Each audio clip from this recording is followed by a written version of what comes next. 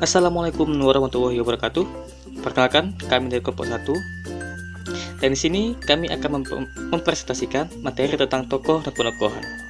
Namun, sebelum kami memulai presentasinya, ada baiknya kami memperkenalkan diri terlebih dahulu. Jadi anggota kelompok kami berjumlahkan 5 orang. Pertama ada Jessie Ciwita, kedua Indah Yuliani, lalu ada Michelle Jasman, lalu ada Ulicia, dan terakhir ada saya sendiri, Novarian. Baik, tanpa berlama-lama, langsung saja kita ke pemateri pertama. Assalamualaikum warahmatullahi wabarakatuh. Perkenalkan, nama saya Jessie Ciwita. Di sini saya akan menjelaskan materi yaitu dengan judul Hakikat Tokoh dan Penokohan. Nah, istilah tokoh sering kita dengar dalam kehidupan kita sehari-hari, yaitu tokoh merupakan orang atau pelaku dalam suatu cerita. Sedangkan menurut Abrams dalam Nuggiantoro pada tahun 1995 pada halaman 165 mengatakan bahwa tokoh adalah orang yang ditampilkan dalam suatu karya naratif sehingga ditafsirkan oleh pembaca, yaitu yang memiliki kualitas moral dan kecenderungan tertentu seperti ditafsirkan oleh ucapan dan dilakukan dengan tindakan. Nah, dari penjelasan tersebut bisa kita simpulkan bahwa tokoh merupakan orang atau pelaku dalam suatu karya, dalam suatu cerita, sehingga menjalin suatu cerita gitu. Berbeda halnya dengan istilah penokohan. Menurut Aminuddin dalam Siswanto pada tahun 2013 halaman 129, penokohan adalah bagaimana cara sastrawan gitu menggambarkan tokoh dalam suatu cerita. Nah, sebenarnya istilah penokohan ini lebih luas dari bagaimana cara sastrawan itu. Nah, bagi luasnya bagaimana gitu. Nah, luasnya sebenarnya penokohan ini adalah bagaimana dia menggambarkan perwatakan suatu tokoh, perwatakan karakter dalam suatu cerita tersebut. Nah, banyak hal penunjang dalam penokohan. Nah, sebagai pengarang dia harus paham bagaimana dia misalnya menggambarkan pemaparan dan pelukisan seseorang terhadap sesuai apa tidak dengan karakter yang dibawakannya gitu. Dan banyak lagi hal penunjang pengarang dalam memaparkan tokoh itu gitu. Misalnya kondisi fisik, penamaan. Nah, penamaan ini dia sepele antara nama dan tokoh itu. Jadi meskipun sepele, tapi dia memiliki peran yang sangat besar gitu, berpengaruh besar dalam cerita. Kalau namanya misalnya dia karakternya karakter yang antagonis. Bagaimana nama-nama yang antagonis itu seperti apa? Nah, jadi seorang pengarang itu harus paham, harus mengerti, harus detail bagaimana dia menggambarkan tokoh dalam satu cerita tersebut. Baik itu kondisi fisik, penamaan, pelukisan, pemaparan dan sebagainya. Nah, dalam tokoh ini menurut Mahmudi, Muhardi, dan Hasanuddin gitu. Dalam karya fiksi ini tidak hanya menampilkan tokoh itu tidak hanya menampilkan satu peran saja, melainkan bisa 3. Misalnya satu tokoh itu ada 3 yang diperannya. Seperti kita contohkan pada tokoh Hanafi dalam cerita novel Salah Asuhan gitu.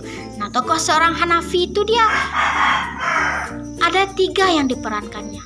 Misalnya ketika dia Hanafi itu berhadapan dengan si Kori. Nah, dia berperan sebagai menjadi seorang kekasih. Nah, bagaimana dia menjadi seorang kekasih?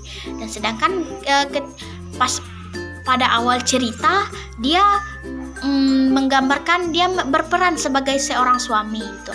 Dan yang terakhir yaitu bagaimana ketika dia berhadapan dengan ibunya, yaitu dia berperan sebagai anak. Nah, jadi dapat disimpulkan pada hakikat tokoh dan penokohan ini, yaitu tokoh yang pertama, tokoh adalah orang pelaku dalam suatu cerita, sedangkan penokohan adalah bagaimana sastrawan itu menggambarkan sosok seorang tokoh, bagaimana menggambarkan karakter, bagaimana perwatakannya dalam suatu cerita tersebut.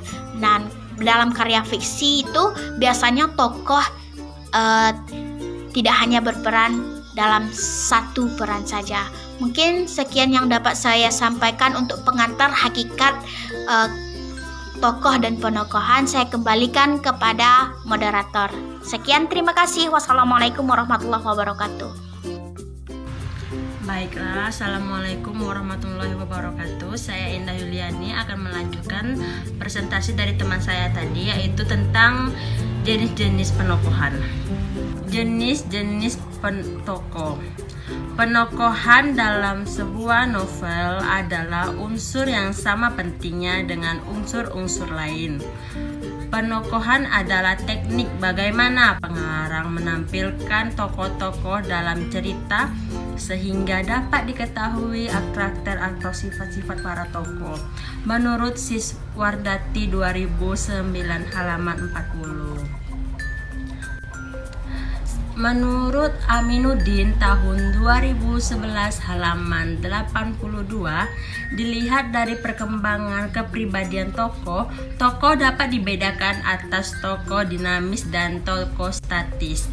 Tokoh dinamis adalah tokoh yang mengalami perubahan dan perkembangan batin dalam keseluruhan penampilan, sedangkan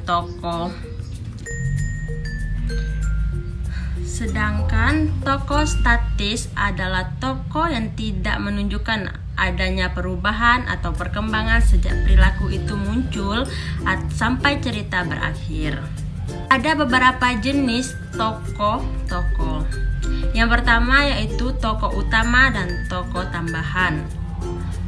Tokoh yang memiliki peran penting dalam sebuah cerita disebut dengan tokoh inti atau tokoh utama. Tokoh utama adalah tokoh yang diutamakan dalam penceritaannya dalam novel.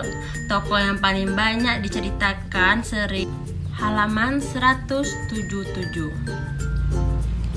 Yang kedua yaitu tokoh protagonis dan antagonis. Menurut Aminuddin 2011 halaman 87, tokoh protagonis adalah tokoh yang memiliki watak yang baik sehingga disenangi oleh banyak pembaca. Sedangkan tokoh antagonis adalah tokoh yang tidak disenangi oleh pembaca karena memiliki watak yang tidak diinginkan oleh apa yang diinginkan pembaca. Bagian ketiga yaitu tokoh sederhana dan tokoh bulat. Tokoh sederhana adalah tokoh yang hanya memiliki satu perwatakan tertentu, kepribadian tunggal, dan tidak memungkinkan terjadinya perubahan dalam sifat yang telah dianutnya.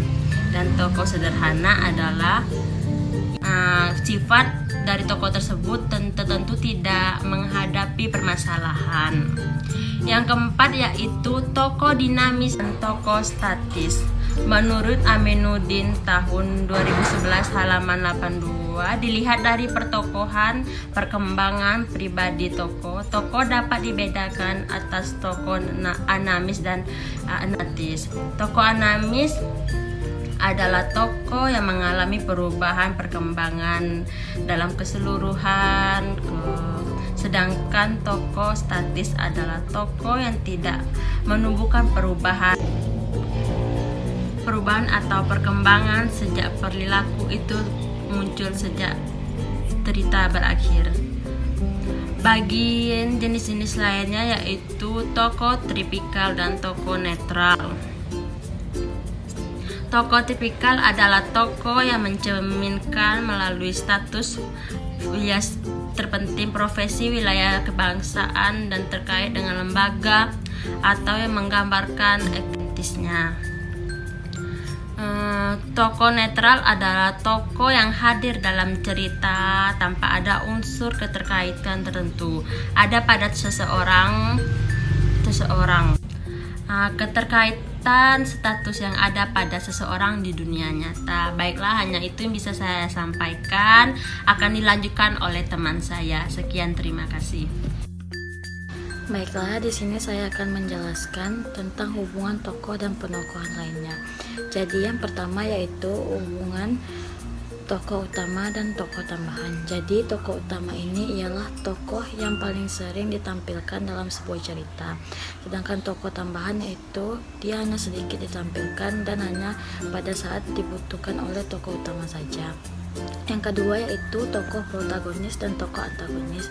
Jadi tokoh protagonis ini memiliki sifat yang baik, sedangkan tokoh antagonis ini memiliki sifat yang jahat. Jadi mereka selalu dilawankan.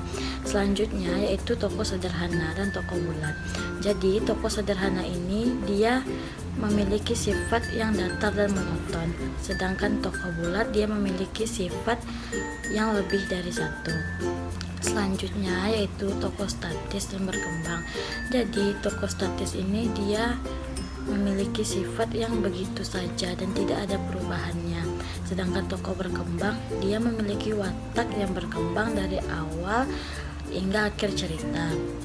Selanjutnya yaitu tokoh tipikal dan tokoh netral. Jadi tokoh tipikal ini dia menonjolkan watak individualnya, sedangkan tokoh netral dia hanya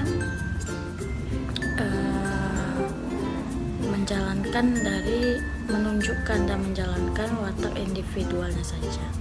Sekian dan terima kasih. Baiklah, saya akan menjelaskan materi mengenai teknik pelukisan tokoh. Teknik pelukisan tokoh terbagi atas dua. Yang pertama, teknik ekspositori, yaitu pelukisan tokoh cerita dilakukan dengan memberikan deskripsi, uraian, atau penjelasan secara langsung.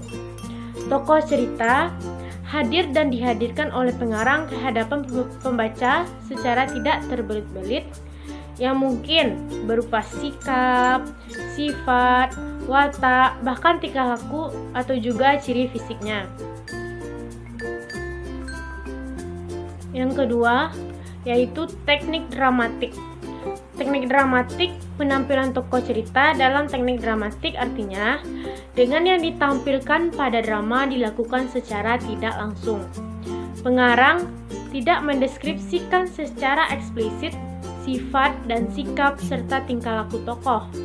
Pengarang hanya membiarkan para tokoh cerita untuk menunjukkan kehadirannya sendiri melalui berbagai aktivitas yang dilakukannya, baik secara verbal maupun non-verbal, serta melakukan peristiwa yang terjadi. Baiklah, itulah penjelasan materi dari saya. Oke. Assalamualaikum warahmatullahi wabarakatuh. Perkenalkan, nama saya Nova Ardian, dan saya akan melanjutkan presentasi yang sebelumnya sudah dibawakan oleh teman saya. Di sini saya akan membawakan materi terakhir, yaitu tentang tokoh penokohan dalam karya Balai-Pustaka dan Pujangga Baru. Oke, kita mulai dari tokoh penokohan dalam karya pustaka. Pada angkatan Balai-Pustaka, teknik penokohan yang sering digunakan oleh para sastrawan itu adalah analisis langsung dan deskripsi fisik. Contohnya, kita ambil tokoh dari novel Siti Nurbaya karya Mara Rosli. Situ ada tokoh Siti Nurbaya. Siti Nurbaya itu digambarkan oleh Mara Rosli sebagai perempuan yang cantik, baik perawakannya, dan sangat sayang kepada orang tuanya. Dan pengarang mendeskripsikan tokoh Siti Nurbaya itu sampai bisa 1 halaman penuh. Bagaimana rupanya, bagaimana pakaiannya, bagaimana rambutnya, apanya, itu bisa sampai 1 halaman penuh dideskripsikan oleh pengarang. Dan itu menjadi ciri khas dari tokoh dan penokohan dalam karya Balai-Pustaka. Lalu kita ambil contoh lagi tokoh Baginda Sulaiman. Baginda Sulaiman itu dari Siti Nurbaya. Baginda Sulaiman itu digambarkan sebagai ayah yang baik, peduli dengan putrinya sampai ia rela mati tanpa harus membiarkan putrinya dinikahi oleh Tumaringgi. Oke, lalu kita ambil satu contoh lagi, itu tokoh Samsul Bahri. Samsul Bahari itu adalah tokoh protagonis, sama seperti Cavaya, dia tokoh protagonis, yaitu digambarkan sebagai pemuda yang alim, baik, tampan, dan juga ia sangat mengasihani Baginda Sulaiman ketika disakiti. Dia sangat peduli dengan Ayah Siti. Itu dapat kita lihat pada penggalan cerita berikut. Sementara Baginda Sulaiman makan, Samsul tiada putus-putusnya memandang mukanya dan sangat membesar hatinya tatkala dilihatnya buah tangannya itu dapat menimbulkan nafsu si sakit yang telah beberapa hari tiada makan. Oke. Jadi terlihat jelas bahwa tokoh dalam angkatan Balai Pustaka itu menampilkan lebih dominan dalam deskripsi fisiknya, ya, hingga selembar penuh dalam bangga. Balai Pustaka itu memiliki ciri khas tersendiri karena pada periode ini deskripsi fisik tidak pernah tinggal. Jadi dalam novel apapun di karya Balai Pustaka itu deskripsi fisik itu tidak pernah tinggal. Itu menjadi ciri khas dari karya angkatan Balai Pustaka, tokoh penokohannya. Oke, lanjut. Kita lanjut ke penokohan Pujangga Baru. Sini penggambaran tokoh dalam periode ini lebih sedikit dari fisiknya, pendeskripsian fisiknya tidak seperti angkatan Balai Pustaka tadi.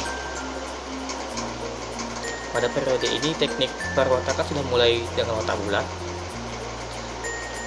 Lalu perwatakan tidak analisis langsung, tidak seperti roman pada karya Balai Pustaka. Mari kita ambil tokoh-tokoh dalam novel Dian yang tak kunjung padam karangan Sultan Takdir Al-Syabana. Di sini ada tokoh Yasin. Dia adalah tokoh protagonis.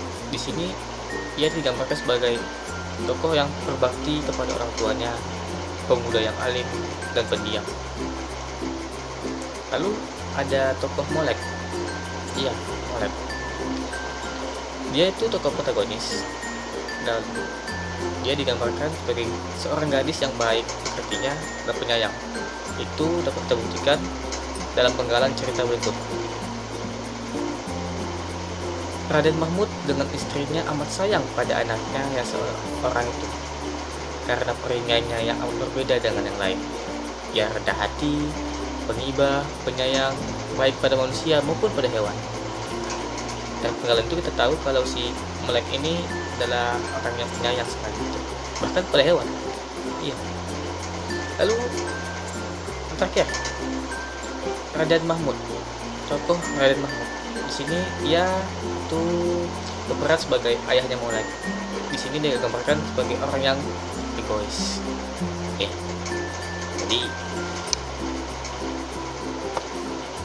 sudah jelas ya, sudah jelas kelihatan kalau bahwa periode Pujangga Baru itu sedikit berbeda penokohannya dengan Balai Pustaka.